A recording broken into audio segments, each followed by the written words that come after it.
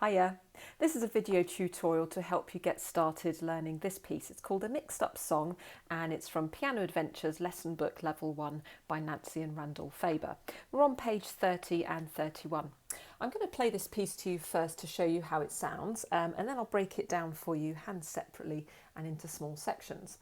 Whilst I'm playing, if you can just follow the music left to right, reading it as I play. Right then, here we go. Now just bear in mind this is quite fast, so when you're learning it you'll have to slow it right down at the start until you feel comfortable enough to speed it up. Right, here we go. This is how it sounds.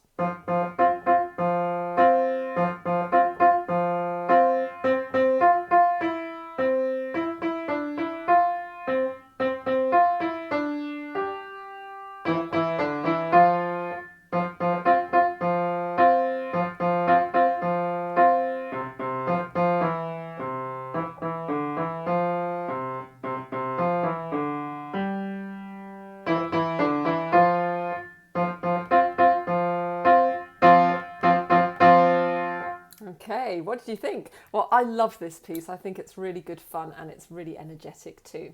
Let's talk about the right hand first. So once your hand is in position, it's not going to have to move. So your right thumb is going to be on middle C, and then you're going to rest all of your other fingers over each of the other consecutive keys, and that's where your hand's going to stay. So we start the first line with the same repeated chord actually. It's a C and an F. Okay, and in bar 1 and bar 3 you've got 2 crotchets like this, and then in bar 2 and 4 you've got 2 minims, so you'll hold each one for 2 beats, 1, 2, like that. So line 1 will go like this.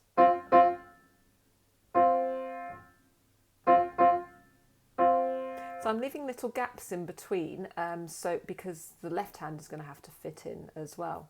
Let's have a look at line 2 then. So this is where the melody comes in, and they're going to ask you to play it nice and loud. There's a forte symbol at the start of bar 5. So we've got 2 C's followed by 2 F's.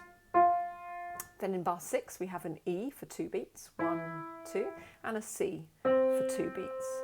Okay. Then in bar 7 we've got 4 crotchets, and we've got 2 E's, a D, another E, and then in bar 8 we have 2 more minims, an F for 2 beats, 1, 2, and then a C, 1, 2.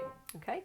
Now bar 9 is very similar to bar 5 except for the last note. We're going to start on 2 C's, go up to the F, but then we're going to go down to the E.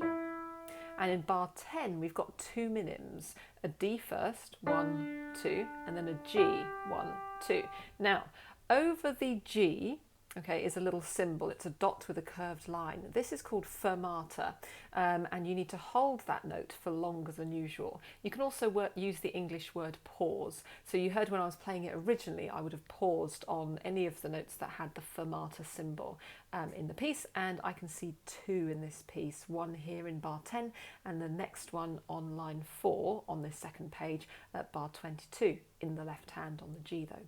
Okay, so let's move on. So bar 11 now, let's get my hand back into position. We've got 2 E's, a D, another E, and then an F for 3 beats because it's a dotted minim. 1, 2, 3. Okay. Now then, looking at the next line, this is bar 13 to 16. This is exactly the same as the very first line. Okay, so we've got that chord of C and F, which is just repeated. We've got 2 crotchets followed by a minim, and that pattern happens twice. Then there's nothing for the right hand to do on the next line. It has a nice little rest from bar 17 to 22, and then the right hand comes back in at bar 23.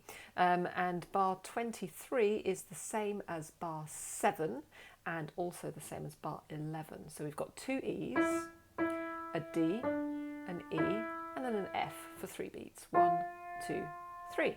Okay, now I'm just looking at the very final line, which we're on to now, and I have a feeling it's going to be pretty much the same as the very first line and also bar 13 to 16 on page 2. The only difference I can see is that the very final chord is held for 4 beats because it's a semi-breve. So this is what the last line will go like. 1,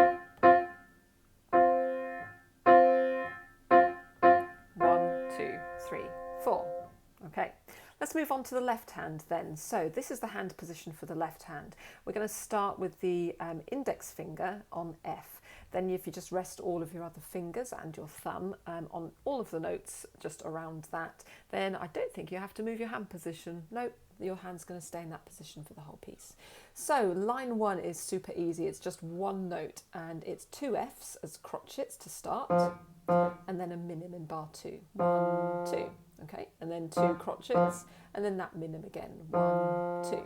Okay, now there's nothing for the left hand from bar 5 all the way to bar 10, so the left hand can have a little rest.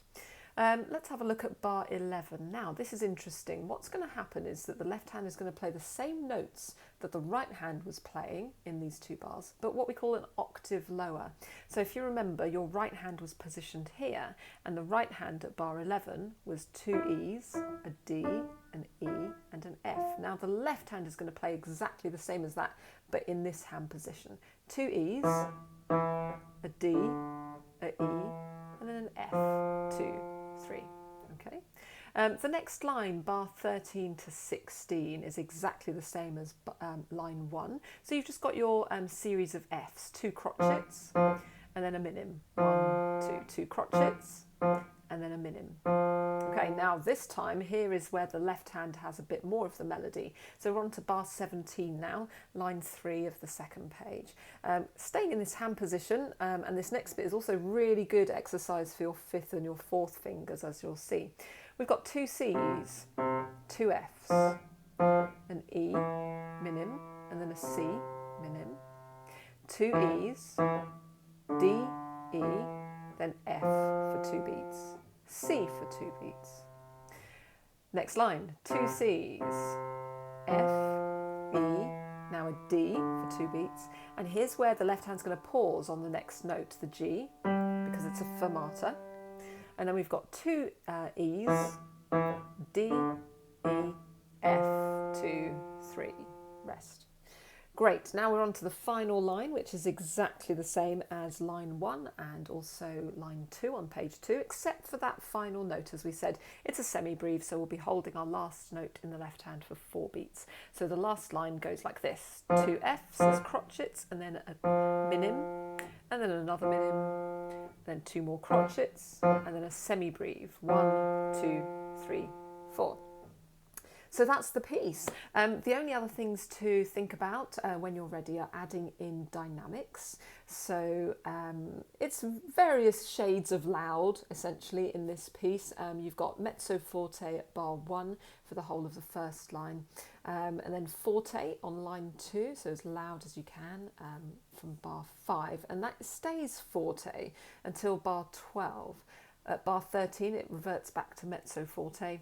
Bar 17 is going to be loud and it's going to remain loud until bar 24, and then bar 25 you've got mezzo forte for 2 bars and then finishing with 2 bars forte. The other thing that is just important to be aware of is that there are lots of staccato dots throughout this piece. So what's really effective is if you can show lots of contrast between the staccato and the smooth notes, the legato, which are indicated by curved lines between the notes. Okay, so that's it. Let me know how you get on. Don't forget you can adjust the playback speed of this video to suit you. Okay, take care. See you soon. Bye.